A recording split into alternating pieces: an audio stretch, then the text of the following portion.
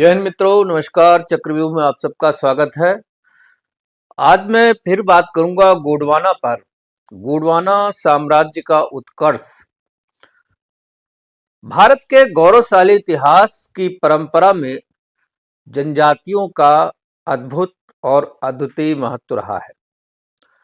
वर्तमान युग के हर कालखंड में हुए आजादी के आंदोलनों में जनजातियों का एक विशिष्ट योगदान देखने को मिलता रहा है।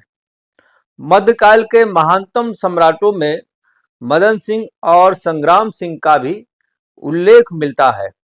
गोंडवाना साम्राज्य को उत्कर्ष तक ले जाने में इन दो शासकों का विशेष योगदान देखा गया है।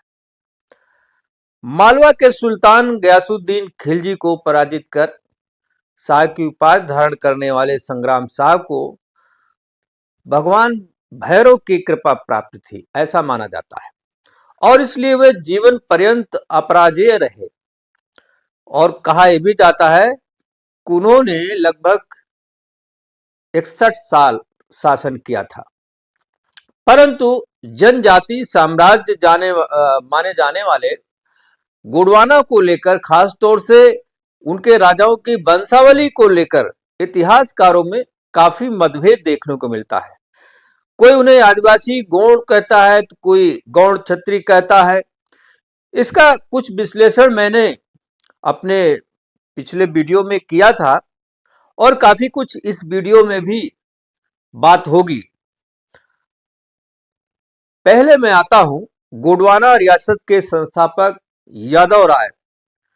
जैसा कि मैंने पिछले वीडियो में इनके बारे में उल्लेख किया था कि त्रिपुरी के महान कलचुरी वंश का 13वीं शताब्दी के पूर्वार्ध में पतन हो गया था और इसके बाद सीमावर्ती शक्तियां इस क्षेत्र को अपने अधीन करने के लिए ललाई थी। अंततः इस संक्रांति काल में एक वीर योद्धा आता है जिसे जादवराव या यदुराव कहा गया है, और यह भी कहा जाता है कि तिलवारा घाट के रहने वाले ब्राह्मण सन्यासी सुरभि पाठक के सहयोग से त्रिपुरी के गढ़ा कटंगा क्षेत्र में यदुराय ने गोंडवाना वंश की नींव रखी थी और यही आगे चलकर गढ़मंडला साम्राज्य के रूप में सुविख्यात हुआ, जिसे गढ़ा कटंगा भी कहा जाता है। माना जाता है कि अधिकांश गौड़ राजाओं के मंत्री ब्राह्मण हुए थे, जो इस बात का प्रमाण है कि धर्म, वर्ण, जाति को लेकर भारत में कभी किसी प्रकार की वैमनस्यता नहीं रही, जिसे अंग्रेजों ने, वामपंथियों ने और बाद के परजीवी इतिहासकारों ने एक प्रदूषण की तरफ फैलाया था। इस प्रकार हम देखते हैं गोंडवाना राजवंश का संस्थापक यदुराय को या जादव राय को माना जाता है। पिछले वीडियो में गोंडवाना की उत्पत्ति के बारे में मैंने बताया था कि ये जो यदुराय थे ये पहले है वंश से संबंधित बालाघाट के लोंगी शासक के अधीन काम करते थे और उन्होंने इस क्षेत्र में अस्थिरता का लाभ उठाकर अपना एक नया राज्य स्थापित किया। गढ़ेश्वरी पाटवडनम में शिलालेख जो मिलते हैं उनमें इनका काफी जिक्र है और उसमें यह भी कहा गया है कि ये नाग वंश में कछवाहा जो क्षत्रिय राजपूत हैं ये उनसे संबंधित हैं। यादव राय के बाद कई राजा हुए। नरसिंह का नाम आता है, रामचंद्र का नाम आता है, कृष्ण का नाम आता है, रुद्र का नाम आता है, जगन्नाथ का नाम आता है, वासुदेव का, ऐसे बहुत सारे नाम आते हैं। लेकिन इस वंशावली में आगे चलकर एक राजा होते हैं मदन सिंह। मदन सिंह ने गोंडवाना की नींव को और मजबूत किया। जिसकी नींव यदुराय ने डाली थी उसको मजबूत करने का श्रेय मदन सिंह को जाता है। लेखक और राजकवि पंडित जयगोविंद ने कहा है कि 34वीं पीढ़ी में राजा मदन सिंह हुए थे और उन्हें मदन शाह भी कहीं के उल्लेख मिलता है। गोंडवाना साम्राज्य की नींव मजबूत करने का श्रेय अगर किसी को जाता है तो मदन सिंह को जाता है और यहीं से गोंडवाना साम्राज्य का वास्तविक उत्कर्ष भी शुरू होता है। पिछले वीडियो में हमने पांचजन्य के लेख के आधार पर कुछ बातें बताई थी। जैसे कि कहा था कि सन 1290 में कड़ा मानुकपुर के सूबेदार रहते हुए अलाउद्दीन खिलजी ने मालवा के राजा महलक देव पर हमला किया था और राजा महलक देव ने राजा मदन सिंह से सहायता मांगी थी। इस युद्ध में अलाउद्दीन की हार हुई थी और फिर अलाउद्दीन ने दोबारा राजा मदन सिंह पर हमला किया था कि उन्होंने राजा महलक देव की सहायता क्यों की, इसका बदला लेने के लिए। इस युद्ध में राजा मदन सिंह स्वयं को हारते हुए देखकर बहुत निराश होते हैं, लेकिन भालनकलैया जगह पर जो खामनेई शिला, एक बहुत प्रसिद्ध माता जी की शिला है, खीरमाई की शिला के पास बैठकर उनको कुछ आध्यात्म की अनुभूति होती है और माता रानी का आशीर्वाद प्राप्त कर वो पुनः युद्ध करते हैं, विजय प्राप्त करते हैं। इस विवरण का उल्लेख जो इस पिछले वीडियो मैंने बताया था, ये पांचजन्य के लेख के भाग 1 में, पांचजन्य की एक श्रृंखला है गोंडवाना पर, उसका जो भाग 1 है उसमें इसका वृत्तांत कहा गया था। लेकिन इस विषय पर ज्यादा जानकारी जुटाने का प्रयास किया तो पता चलता है कि अलाउद्दीन खिलजी ने मालवा के शासक महलक देव और देवगिरी पर 1305 में हमला किया था, जिसमें महलक देव मारे गए थे, उनके सेनापति मारे गए थे। लेकिन इस लड़ाई में कहीं भी मदन सिंह का कोई उल्लेख नहीं मिलता है। अतः इस विषय पर और अधिक मैं समझता हूं शोध की आवश्यकता है। मदन सिंह के बाद कई राजा गोंडवाना की गद्दी पर बैठे, जिनमें उग्रसेन, ताराचंद, उदय सिंह, मान सिंह, भवानीदास, शिव सिंह और हरनारायण, सबल सिंह, राज सिंह, दादी राय, गोरखनाथ और उसके बाद अर्जुन दास का नाम आता है। अर्जुन दास को अर्जुन सिंह कहा गया है।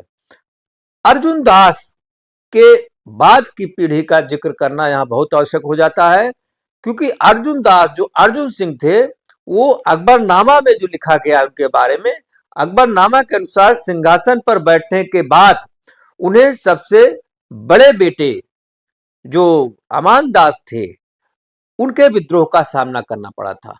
अर्थात अमान दास ने विद्रोह किया था अपने पिताजी के खिलाफ।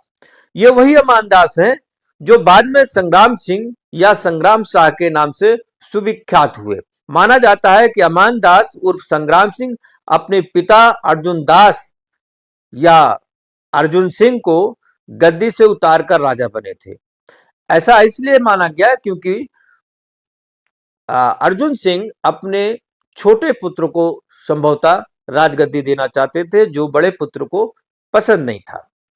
इसका उल्लेख दामोह के 2 सती ग्रंथों में भी मिलता है और यह भी माना जाता है कि गुरु नानक देव जी इनके शासन काल में ही गोंडवाना साम्राज्य का दौरा किया था, जिन्होंने सिख धर्म स्थापित किया है। इस यात्रा का उल्लेख सिख का जो धार्मिक पुस्तक है सूरज प्रकाश, उसमें भी मिलता है। अब हम अमान दास या संग्राम शाह के बारे में बात करते हैं, क्योंकि ये सबसे महत्वपूर्ण किरदार है। संग्राम शाह को माना जाता है कि ये 1480 ईस्वी में गद्दी पर बैठे और ये 1541 तक सिंहासन पर विराजमान रहे। गोंडवाना साम्राज्य के उत्कर्ष का प्रारंभ भले ही मदन सिंह ने किया हो, लेकिन वास्तव में जो उत्कर्ष हुआ वो संग्राम शाह के समय में हुआ था। 14 नवंबर सन 1480 में राजा अमान दास अर्थात संग्राम सिंह सिंहासन पर बैठे। रामनगर प्रशस्ति में कहा गया है कि गौड़ राजाओं की वंशावली में 53 राजा का उल्लेख है, जिसमें इनका सर्वाधिक महत्वपूर्ण योगदान माना गया है। वास्तविक अर्थों में उनके शासन ने गौड़ साम्राज्य का काफी विस्तार किया था। पांचजन्य लेख का जो पार्ट 2 है, भाग 2 है, उसमें संग्राम सिंह द्वारा सुल्तान गयासुद्दीन खिलजी पर विजय का उल्लेख किया गया है। पांचजन्य में यह लिखा गया है कि सन 1484 में माड़ोगढ़, जिसे मालवा कहा जाता है, माड़ोगढ़ के सुल्तान गयासुद्दीन खिलजी ने अचानक गढ़कटंगा पर जो दामोह की ओर से हमला किया था, जो दामोह क्षेत्र है उधर से हमला किया था। और प्रारंभ में गौड़ सेनाएं पीछे हटने लगी, परंतु चांडाल भाटा के मैदान में गौड़ सेनाएं ने फिर से मोर्चेबंदी अपनी जमाई और कहा जाता है कि चंडाल भाटा के मैदान में गयासुद्दीन खिलजी की सेनाओं और राजा संग्राम सिंह की सेना के बीच बहुत भयंकर युद्ध हुआ था। राजा संग्राम सिंह और उनके सेनापति बक्सर सिंह ने कहर बरपा दिया था और संग्राम सिंह और शेर सिंह ने मिलकर के गयासुद्दीन खिलजी को उसकी बची खुची सेना के साथ सिंगौरगढ़ की सीमा के दूर खदेड़ दिया था। इस विजय में एक बाबा अवधूत अर्थात एक अघोरी बाबा के भी महत्वपूर्ण योगदान बताया गया है कि उनका भी कृपा संग्राम सिंह पर था और माना जाता है कि चंडाल भाटा के युद्ध में सुल्तान गयासुद्दीन खिलजी की भयानक पराजय हुई और संग्राम सिंह ने सुल्तान गयासुद्दीन के छत्र और निशान सब छीन लिए थे। लेकिन यहां भी एक विरोधाभास है, यह समझना पड़ेगा। कुछ इतिहासकारों ने यह भी बताया है कि गयासुद्दीन खिलजी अपने पूरे शासनकाल में कोई युद्ध नहीं लड़े, उनका शासनकाल शांतिपूर्ण रहा और संग्राम शाह का युद्ध गयासुद्दीन खिलजी के साथ नहीं था, बल्कि गयासुद्दीन खिलजी के बेटे महमूद खिलजी सेकंड के साथ हुआ था, न कि गयासुद्दीन के साथ हुआ था, ऐसा भी इतिहासकारों ने लिखा है। और इस युद्ध में गुजरात के शासक सुल्तान बहादुर शाह की मदद संग्राम सिंह ने किया था। अर्थात ये जो हमला किया था गयासुद्दीन खिलजी के बेटे महमूद खिलजी सेकंड ने, यह हमला गोंडवाना पर नहीं किया था, बल्कि यह गुजरात के शासक सुल्तान बहादुर शाह के ऊपर किया था और यह रायसेन पर हमला हुआ था और इसमें संग्राम शाह ने सुल्तान की मदद की थी और इस आक्रमण में ये जो खिलजी था, महमूद खिलजी था, इसे हरा दिया गया था। तब जो बहादुर शाह सुल्तान बहादुर शाह था वो संग्राम सिंह पर बहुत खुश होकर के उन्हें शाह की उपाधि दी थी, यह बताया गया है। और संग्राम शाह ने एक बात और इसमें जोड़ता हूं, संग्राम शाह ने सुल्तान इब्राहिम लोदी के भाई जलालुद्दीन लोदी को भी शिकस्त दी थी। फरिश्ता में लिखा गया है कि इसी कालखंड में दिल्ली के सुल्तान इब्राहिम लोदी का भाई जलालुद्दीन लोदी बागी हो गया था और वो बगावत करके इब्राहिम लोदी से उसने गढ़ कन्नंगा पर हमले की कोशिश की। तब राजा संग्राम सिंह ने उसे करारी शिकस्त देते हुए उसे परास्त किया और उस विद्रोही भाई जलाल को पकड़कर इब्राहिम को सौंप दिया। राजा संग्राम सिंह के शौर्य पराक्रम को देखते हुए इब्राहिम लोदी ने भी उसकी शाह की उपाधि को स्वीकार किया था, ऐसा लिखा गया है। और संग्राम सिंह के बारे में यह भी कहा गया है कि उन्हें 52 गढ़ उन्होंने जीता था, उन्हें 52 गढ़ाधिपति भी कहा जाता है। मैं एक अलग वीडियो बनाऊंगा, इनके जो किले थे, इनके जो अन्य प्रकार के वास्तु कला थी, इनकी जो लिपि थी, इनके जो साहित्य थे, उस पर एक अलग वीडियो में बनाऊंगा। लेकिन रामनगर प्रशस्ति में लिखा है कि प्रतापी राजा अर्जुन सिंह के पुत्र संग्राम शाह ने 52 गढ़ों को जीत लिया था। ये किले उच्च पर्वतीय क्षेत्रों में स्थित थे जो विशाल प्राचीर और बुर्जियों के कारण अभेद्य समझे जाते थे। इन किलों पर कोई जीत नहीं पाया था। एक और प्रकरण आता है कि शेर शाह के विरुद्ध राजा कीरत सिंह चंदेल की भी राजा संग्राम सिंह ने मदद किया था। राजा संग्राम शाह उत्तर भारत की राजनीतिक परिस्थितियों को बहुत अच्छी तरीके से जानते थे।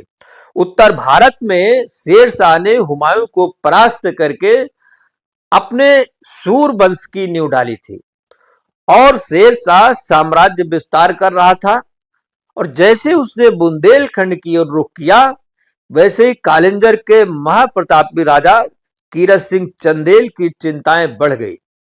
उन्होंने गोंडवाना के प्रतापी राजा संग्राम सिंह से सहायता मांगी।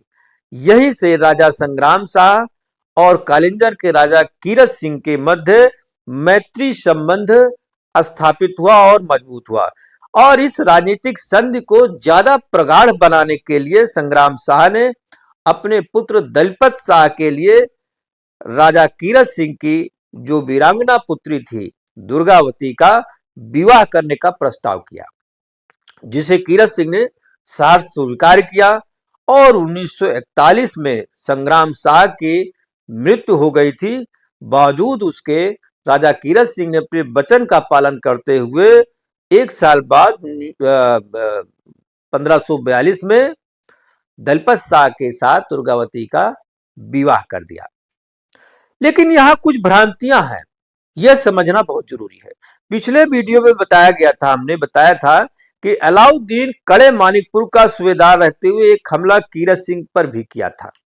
कीरत सिंह ने संग्राम सिंह से मदद मांगी थी। संग्राम सिंह की गौड़वी सेना गंगा के तट पर अलाउद्दीन को परास्त भी किया था।